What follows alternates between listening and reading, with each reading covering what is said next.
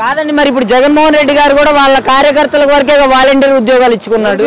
Jaganmohan Reddy volunteer వరకు వాళ్ళ కార్యకర్తలకే ప్రతి పోయి టీడీపీ వాళ్ళకి కూడా ఇచ్చాడు.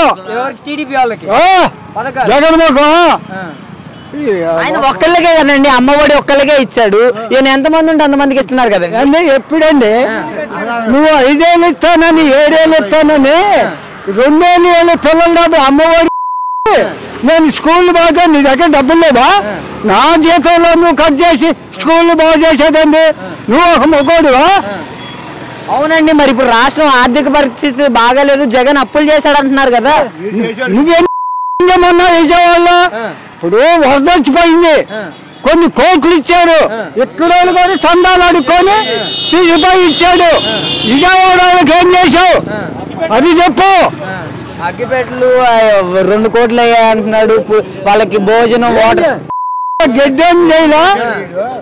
అన్నమాట ప్రకారం 3 గ్యాస్ సిలిండర్లు కూడా ఇచ్చారు కదా. అబ్బా ఇచ్చాడు. అయ్యా ఎవరికి ఇచ్చాడు? ఇచ్చావు నీ కార్యకర్తకి ఇచ్చావు.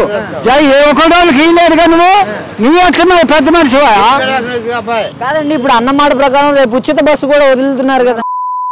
బస్సు అయ్యా నా బస్సు తీసుకొచ్చి వాడు సీట్ ఎక్కాడు. జగన్ అప్పు చేశాడో తప్పు చేశాడో, నువ్వు కుటుంబానికి పెద్దోడివి.